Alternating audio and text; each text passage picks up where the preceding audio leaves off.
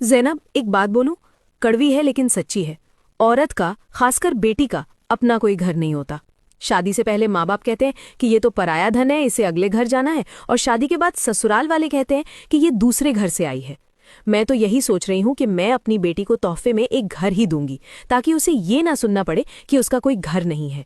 منور، یہ بات جذباتی طور پر شاید تمہیں بہت گہری اور اچھی لگے، لیکن حقیقت میں یہ ایک بہت بڑا جھوٹ ہے، اور ایسی باتیں بار بار بولنے سے صرف مایوسی اور برائی پھیلتی ہے۔ ہمارا مائنڈ سیٹ بھی ویسا ہی نیگیٹو ہو جاتا ہے۔ یہ جو بیٹی کا گھر نہیں ہوتا والی سوچ ہے نا، یہ ہمارا کلچر ہے، ہمارا معاشرہ ہے، اسلام نہیں۔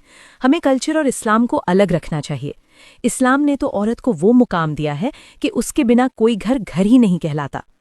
ذرا لاجک سے سوچو، گھر بنتا کس سے ہے؟ ایک عورت سے۔ جب وہ بیٹی ہوتی ہے تو اپنے والد کے لیے جنت کا دروازہ کھولتی ہے۔ جب وہ بیوی بنتی ہے تو اپنے شوہر کا آدھا دین مکمل کرتی ہے۔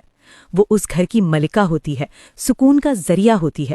اور جب وہی عورت ماں یا ساس بنتی ہے تو پورے گھر پر اسی کا اختیار ہوتا ہے۔ جنت اس کے قدموں کے نیچے رکھ دی جاتی ہے۔ اب تم ہی بتاؤ، جس کے قدموں میں جنت ہو، کیا اس کا کوئی گھر نہیں ہوتا؟ اسلام نے 1400 سال پہلے عورت کو وراثت اور مہر کا حق دے کر اسے فائنینشلی مضبوط کیا۔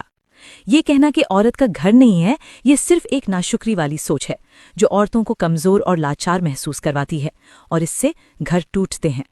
حضرت محمد صلی اللہ علیہ وسلم نے عورتوں کے ساتھ جو عزت، رحم اور محبت کا سلوک کیا، وہ ہمارے لیے بہترین مثال ہے۔ ہمیں یہ ڈرامائی اور مایوس کرنے والی باتیں چھوڑ کر اسلام کی دی ہوئی عزت پر فخر کرنا چاہیے۔ عورت گھر میں مہمان نہیں، بلکہ گھر کی بنیاد ہے۔ تم بالکل صحیح کہہ رہی ہو زینب، ہماری سوسائٹی کے ان جھوٹے جملوں نے مجھے اصل حقیقت بھلا دی تھی۔ سچ میں عورت ہی تو گھر کو آباد کرتی ہے، اس کے بنا تو دیواریں بھی ویران ہیں۔ بالکل، اسلام نے عورت کو جو عظیم مقام دیا ہے، اس پر اللہ کا شکر ادا کریں۔ آپ سب کامنٹ میں پیار سے الحمدللہ ضرور لکھیں۔